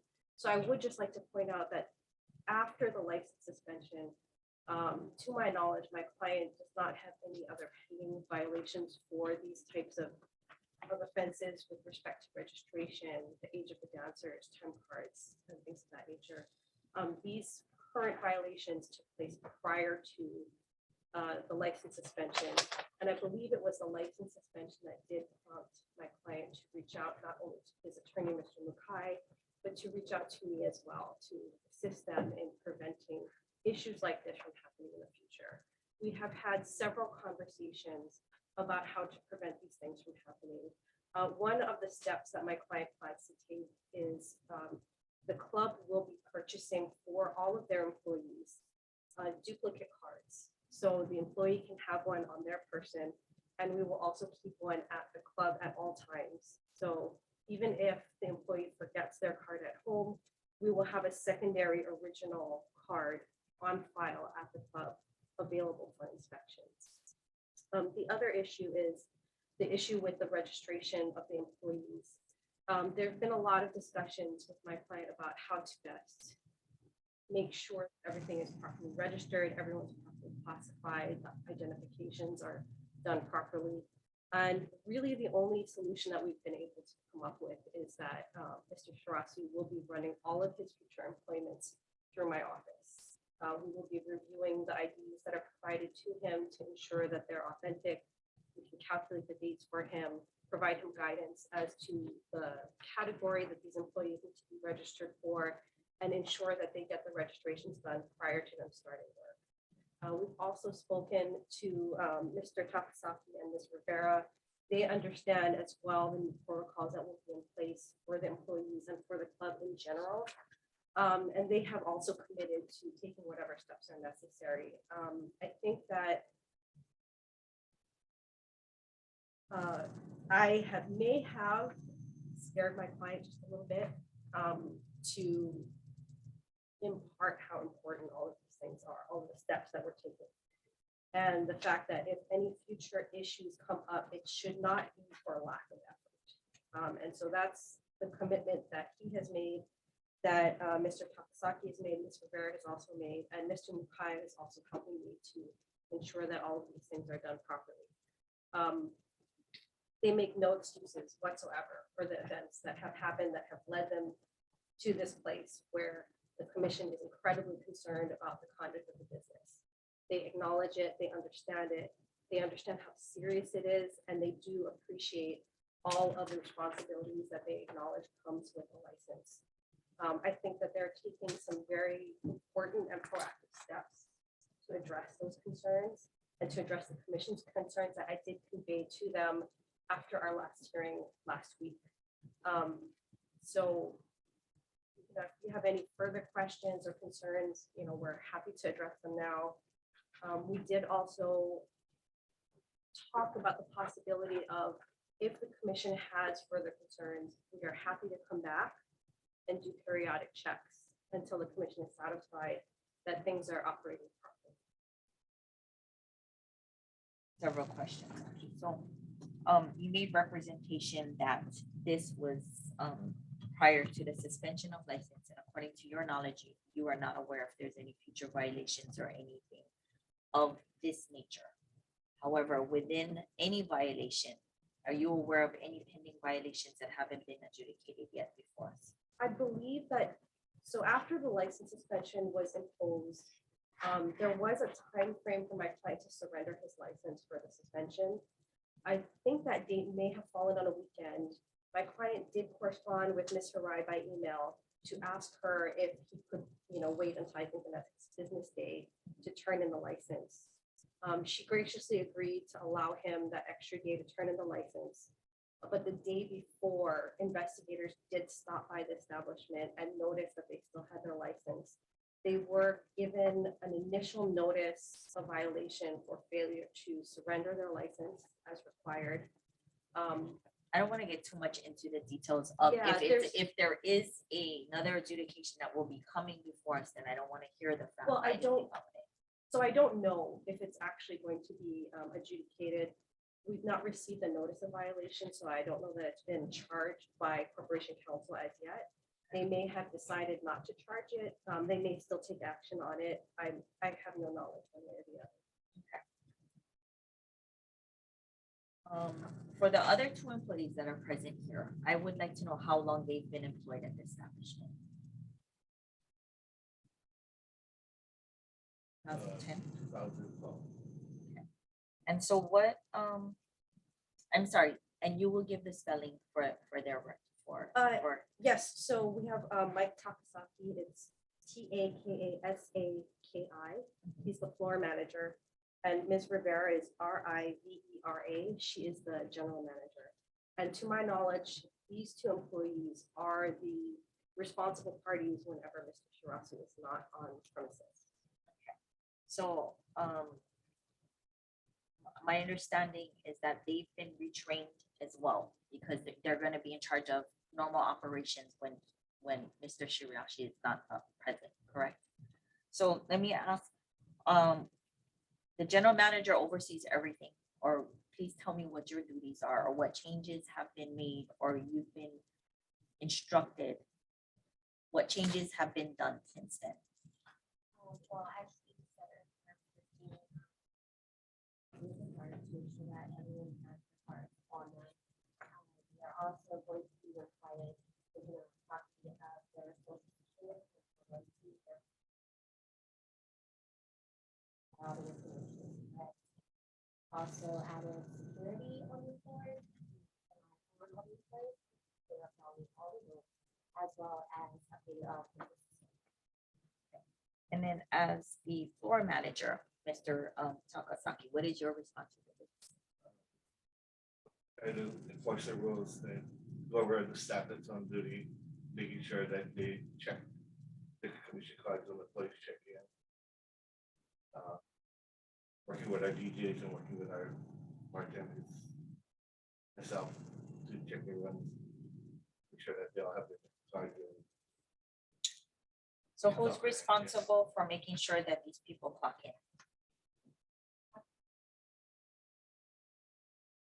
Well, now, like now, what I want to hear about the changes now, like if there's been changes.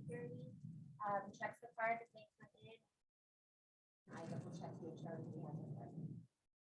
No, timesheets, how do they clock in? Oh, with the centers? Yes. Yeah, the manager or all the bartenders have manager cards, so if I'm not there, then the bartender's responsible. Done electronically, there's a punch card. It's written. It's written, and that's all stored in one specific place. The Where are time the cards? timesheets stored at? The time cards are stored in the kitchen area where they come in, they pull their time cards out, they take it to the manager on duty, they show them both their cards, and then they get clocked in, date, time, clock in time, and then if they leave early for whatever reason, clock out time as well. Okay. And who prepares the time? I prepare them at the beginning of every month. Okay. So in the beginning of every month, you're aware of what employees will be working on schedule, or if there is a schedule or what have you, you create all those time cards and you file them in that order with their names and in English, all that kind of stuff. Correct. Okay. So nobody comes in without a time card or says, hey, I'm not busy tonight. I want to just come in and just, can I work the night? No, everybody that comes in, they have their time cards ready. They have them accessible to them so they can get them right away and get clocked in as soon as they show the cards. Okay, now let's go to the violations. When these violations occurred, what was the practice then? When the violations occurred, I believe that the DJ was clocking them in at the time. Not to make excuses, but I actually wasn't present those nights. So I'm not too sure on why they were clocked in without their cards, but the DJ was doing it at the time. They would clock in, they would sign in with him and get put into the rotation for the dancing. So that's why he was checking the cards. So we didn't have time cards back then? No, we had the time card. We still use the time cards. So I'm not, like I said, I'm not trying to make excuses, but I'm not sure why he allowed them to clock on without having their proper cards to do so. Okay, let me be specific then. If I'm an employee, is it a time card system that goes in and it time cards me, or I'm taking a card to someone and physically having the copy? You're taking the card to somebody and then they are the ones clocking it. Okay, and that's the current practice now. It is, but it's the manager. That's the security, as I said, checks the cards to make sure that they have them before they even come into the building. And then the manager, either myself or the bartender who's clocking them on, if I'm not there, double check the cards as well.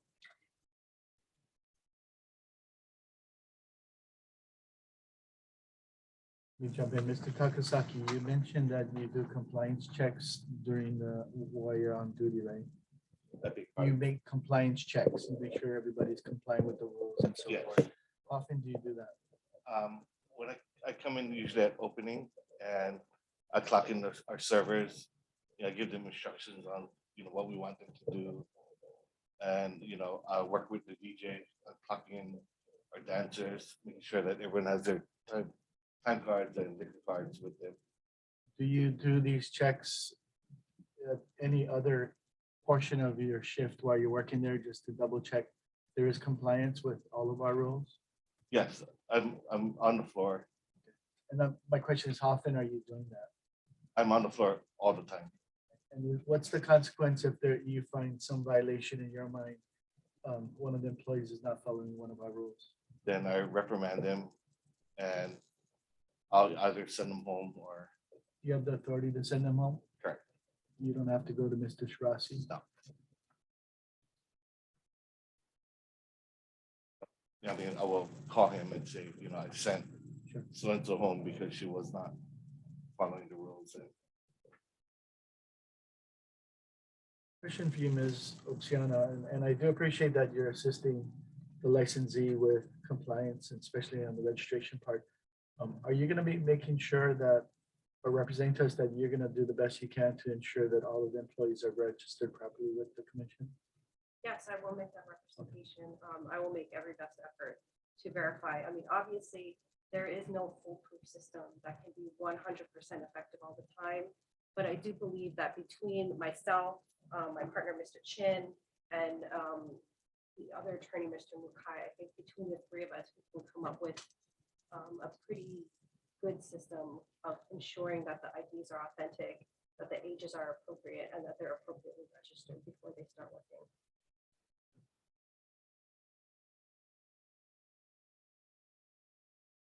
Questions? And I guess maybe for Mr. I keep getting it wrong. Shirasu. Mr. Shirasu, how much time are you putting into the business there? How much hours are you there at the club?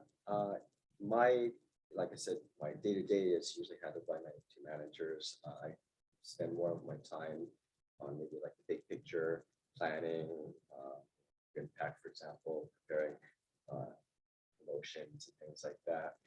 But I do stop in throughout the night, kind of just to do a check and heads up on what needs to get done, or talking with customers and things like that. But in terms of day-to-day oversight, it's my managers, and then I'm the big picture, I suppose, the best way to explain that.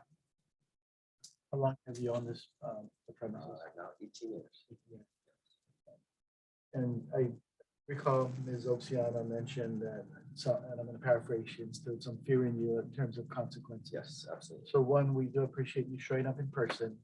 We feel it's important for you to take ownership, no pun intended, but also accountability for the conduct of your employees, starting with your management all the way down to the last hire. Yes. We feel that's super important. And could I also add, we've added redundancies as well. So I think that should assure you as well. Before we had them checking the cards when they're inside. Now we have the bouncers at the front door checking their cards even before they come in. So there's no way they can kind of slip through anyway without cards, trying to work without cards. And I'm gonna want to personally instill more fear in you, because even though the representation is that these violations occurred before you were suspended, each of the 5 charges could be grounds for suspension or revocation. And I want you to make sure you understand that. And furthermore, this license is a very valuable license. You will hear time and time again about people who have had licenses that are no longer operating because they don't have a lease. You have a lease, you have a place to do business. Your business, this component of alcohol and having a license is so critical to your business. And you have a bullseye target on your back right now. People want your business. People want to be where you're at. I personally am not a steward of bad behavior. So I don't believe in rewarding bad behavior. And this is that I've been here for a while and I've seen it many times here, and and I've got heated at times. I'll admit on record that I've got heated because I've become very impatient with the situation, seeing you here time and time again. And so I'm glad you're here in person. We're going to take this matter up. We're going to take everything that was said into consideration. This is the penalty phase portion of the charges that have been read, and we will see what the outcome is. I'm sorry, Commissioner Bonte, anything, or Commissioner, I'm sorry, anything else? Hollinger, looking at me, Cheryl. And for the record, I checked my notes from last week. We did not receive any recommended fines. Mr. Messenger, could you walk us through your recommendations, starting with charge 1? Sure.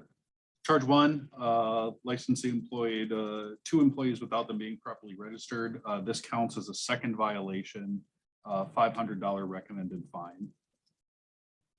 First and second, or the first violation. February 3rd, 2019 resulted in a $350 fine. And then a second that occurred after the subject charge on February 9th, 2020 also resulted in a $500 fine. Okay, and you only need to share with us the prior violation. Okay. Please. Thank you. For charge 2, licensee failed to ensure that one of its employees had their certificate of registration. This is a first violation. The recommended fine is $350.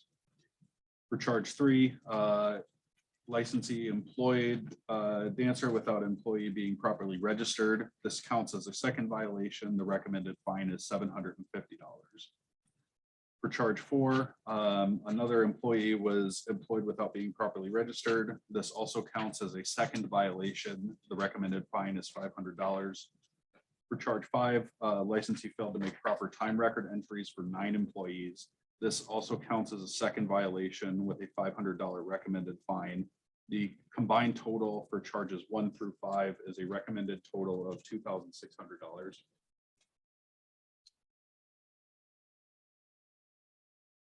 Do you have any further comment or specific charges? I don't have any comments with respect to the recommended fines. I would request that, obviously we would prefer a fine versus a suspension, or especially a revocation of the license. I have spoken to my client a lot about the possible consequences of these charges. He does understand that should the commission give him an additional opportunity by imposing a fine, that any additional future violations, no matter how small, can end up in revocation and suspension. So he is very aware of those consequences.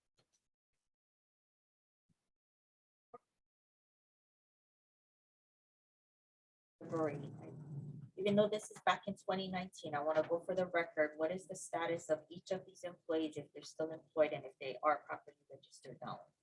So with Jaden Alviar, is she a current employee, up to date? She's no longer an employee. and Georgiana, Also no longer an employee. Demi Ho, No longer an employee. Amy Oshiro, No longer an employee. Samantha Gress, No longer an employee. Shannon Tambianga, No longer an employee. Marika Del Bello, No longer an employee. Han Tai Tang Fong, No longer an employee. Sarah Gatrell, the same one, yeah, no longer. No, she's still. Sarah she's still? the only one that's still. Okay, so she's the only one from the other four. So with Sarah, She's Sarah is registered. properly registered, correct? Okay. And Ms. Otiana, you did go and audit the records, or you did go back and check We that? are in the process of gathering all of the records. It does take a little bit of time, and unfortunately, I was not available for part of this week. So we are working on that this week. Okay, how much employees we looking at that's employed right now? Currently, it's about 150. 150 employees. It's a lot of records. Yes. So part of your audit, so to speak, is that they all will have documentation. That's and correct. they'll all be properly registered and everything like that. That's correct. So part of the process is we are asking for all employee records, which will include copies of their ID that they were presented upon hire, as well as any registrations that they have with the Liquor Commission. We will be keeping track of whether there's an expiration coming up, whether there's a change that needs to be made if they've got married or changed their name, change their address. We will be checking all of that. I'm assuming all these people are on payroll, so they're subject to I-9? They are, my understanding, the majority of them are 1099 independent contractors and not W-2 employees. So We still keep their they file W-9s when we start, and we give them 1099s. Okay. So how much is subject to I-9? How much is on the record? Oh, the employees would be maybe about. Okay, and I'm assuming the two of you guys are on the payroll as well too, right?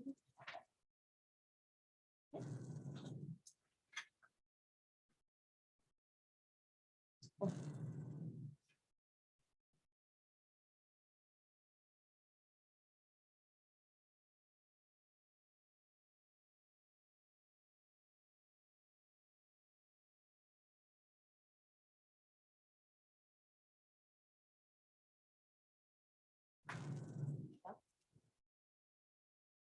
At this time, commissioners, I'll go ahead and entertain a request to go into deliberation. I'll make the motion, Chair. Motion to convene into an executive session to consult with the board's attorney on questions and issues on the matter pertaining to the board's powers, duties, privileges, immunities, and liabilities. Second. It's been moved in second. Any objections, any reservations? Seeing none, chair votes aye. We are now in executive session. Okay, thank you. Thank you for allowing us some time. I will recall the matter. We are now out of executive session. I will recall agenda item number 19, Club 939. Vice Chair Miyashiro. Thank you, Chair. Mr. Shirasu, before I make my motion, and I'll give you a preview of what we're gonna do. We're gonna issue fines. I'm gonna move for issuance of fines, but taking into account that there was a prior suspension, these violations, as Ms. Otiana pointed out, preceded that suspension. We want to make sure that you comply with all of our rules and regulations, and if the suspension and or the fines do not help rectify and assist you in performing to our standards and our rules and regulations, I personally would look at revocation. That's my inclination, okay? So I just want you to know that before I make my motion. Said that my motion is going to be to impose a fine of $1,000 for charge 1, $350 for charge 2, $750 for charge 3, $500 for charge 4, and for charge 5, motion to impose a fine of $4,500. Second. It's been moved in second to approve the following charges. Recommended fines for charge one will be $1,000. Charge two will be $350. Charge three will be $750. Charge four will be $500.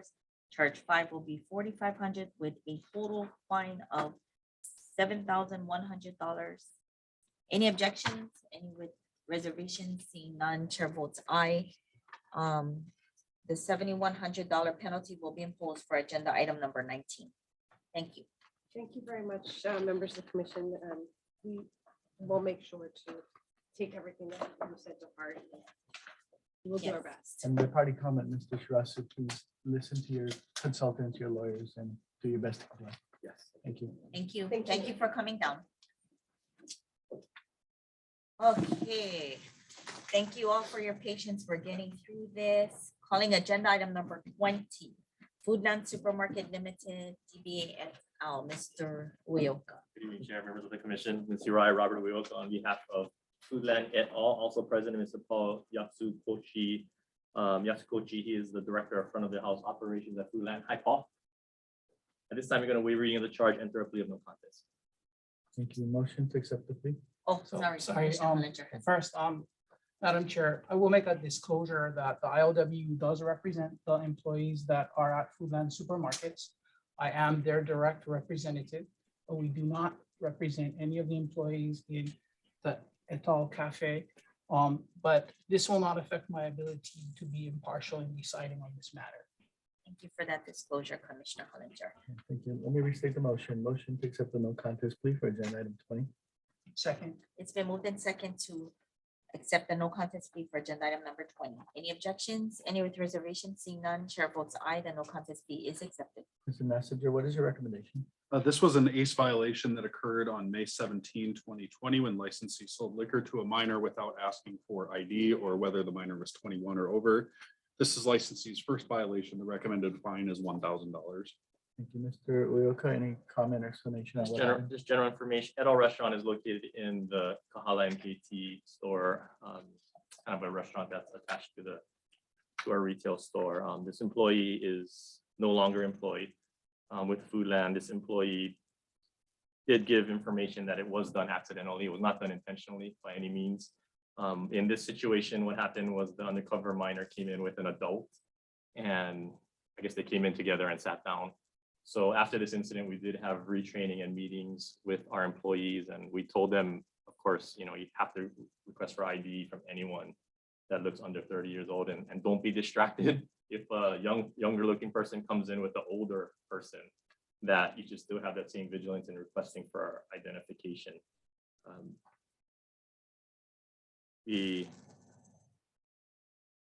This person was trained. They were employed for about a year and a half. Well, actually the bartender person. So she was kind of covering for other people. And since then, we did tell our employees that no matter what your job is, whether you're a server or a bartender, you have to have that same responsibility, and you have to do things independently and not assume that the server asks for ID of that person. So basically anyone who takes an order, anyone who's going to put that glass down on the table is going to be responsible. So everybody just has to work together, our staff and the servers. Any? Hearing none, motion to approve the recommended fine of $1,000 for agenda item 20. second, It's been moved in second to approve the recommended fine of $1,000 for agenda item number 20. Any objections? Any with reservations? Seeing none, chair votes aye. The $1,000 penalty will be imposed for agenda item number 20. So Thank much. you. Thank you. Calling agenda item number 22, PE Paka LLC. Commissioners, I'll represent that I had a conversation with the licensee's attorney on Monday, and he requested a short continuance to the next available. We have no objections to that. Thank you, Mr. Messenger. So the commission will continue agenda item 22 to the next available hearing date. Calling agenda item number 25, Ming Dynasty Fish and Shrimp Company. Sorry, no, it's Legend Seafood Restaurant. I'm sorry. Yep, Mr. Luke, come forward. May the record reflect Wayne Luke as counsel for the licensee. We waive reading of the charges, enter a plea of no contest. I apologize to the commission that this matter should have been settled at the hearing that we had back in January, but I mistakenly pled not guilty instead of no contest. You're gonna change your plea. Mr. Yes, I am changing the plea. And just for the record, that's for both charges 1 and 2. Charge one, two, yeah. charge two was adjudicated on January 13th, 2020 with a resulting fine of $500. So this matter is just for charge 1. Okay, thanks for the clarification. To accept the no contest plea for charge 1. Second. It's been moved in second to accept the no contest plea for charge 1. Any objections, any reservations? Seeing none, chair votes aye, no contest plea is accepted. Messenger, what is your recommendation? And if you could provide us with an offer of proof what the violation was? Sure, this violation occurred on February 24th, 2021, when licensee permitted alcohol to be readily available after 10 o'clock PM in violation of the mayor's then existing COVID order.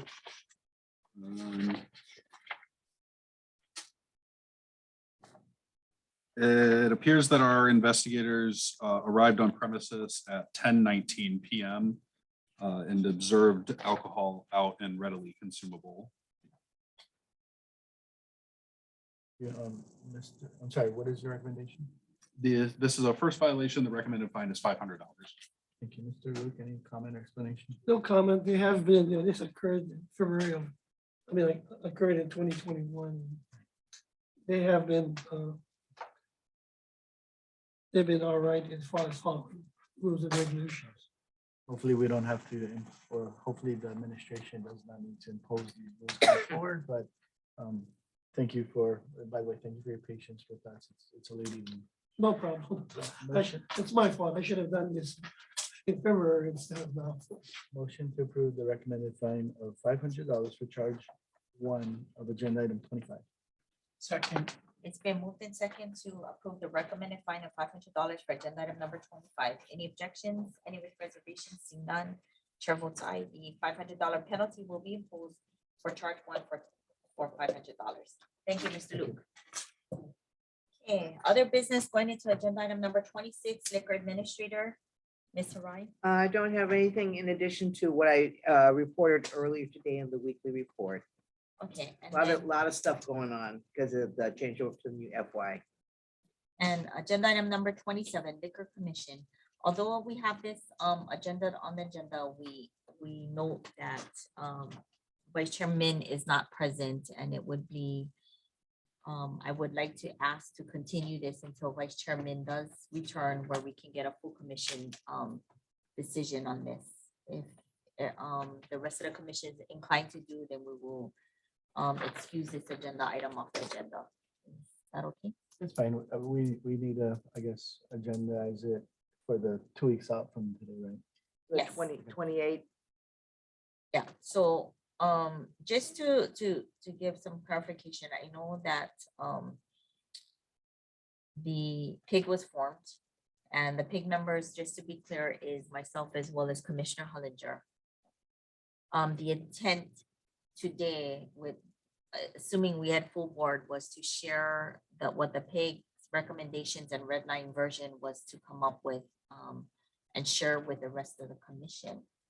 However, there seems to be some things that we may need to either dissolve the PIG in order to share completely as a board, which I'm more than happy to do, because I would be in favor to do, because as now that we have a full seated commission board, I would like everybody's insight on this.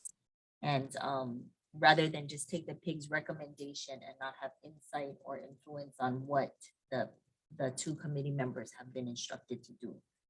So to share whatever information that we have, we're gonna start from boilerplate and do it as a full board rather than and dissolve the PIG. So we will do that action on the 28th, as long as we have full board. And even if we don't have full board, I'll turn to legal on this. Is we can proceed just to dissolve the PIG even if Vice Chair Min is not here next week, just for matter of time-wise, yeah. Or So you're dissolving the PIG today? Is that is this because I'm trying to determine language to put on the 28th, or if anything needs to go on next week, which it doesn't sound like it would. If you're gonna dissolve the pig today, then you say you're dissolving the pig. That sounds weird. As soon as you reveal your report or share the information to your pig is dissolved. because No you action longer required. have that. Yeah, you no longer have that. Protection, sort of yeah. Connection or that. And it's just one other. Okay, Right, so, then you've opened it up to other commissioners and that's where the pig then is dissolved. So you don't have to do it now. You can wait for when you're ready to provide the report to the other commissioners. And that will in effect dissolve the pig. And then you can talk about the substance of the reports with your other commissioners. The pig just allows you to be able to communicate with one other commissioner without having to put notice. okay, does, You can dissolve on the 28th. does any other commissioners have any, scheduling conflicts that we can foresee? Because I hate to kick this down the road if that's the case. If we go into the 28th, other than Malama not being here, does anybody else have a scheduling conflict or anything that would not allow us to proceed? I'm good. So, And you could actually have someone partial virtual, right? Still have that option. Yeah, you saw Okay. that option. If As long as the push camera comes to is on. shove,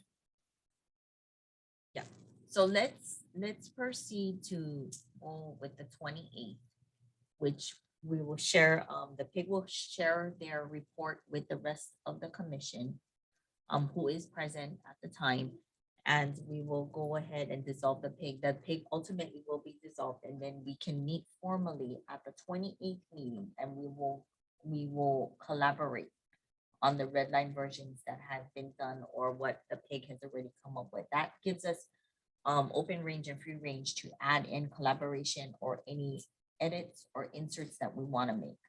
Because it's very important that we have full commission approval as well as insight and communication on this. This is really important to all of us. I don't want to put it on two of our shoulders and to be making decisions or on behalf of the commission that we want all of your insight in. Okay. So having said that, Rosie, legal will provide verbiage over to acting administrator Harai for the 28th agenda version on what needs to be said in the agenda for the 28th. got it. And we will be communicating on the 28th. As far as meeting materials go, Roz, is it okay for you to circulate meeting materials? I'm gonna double check, because if you put it in the board materials, it does become public, but I don't think it really matters. It just board members the opportunity to look at what you guys have done, look at your red line Yes. version, and then to prepare. Okay, so we'll wait for that interpretation. As long as that can be done, then it either legal will share with the rest of the commission to be prepared for the 20th meeting. So that gives us all the way till next week Thursday to go ahead and collaborate after that. Okay, any other business? Anybody? Okay, meeting is adjourned.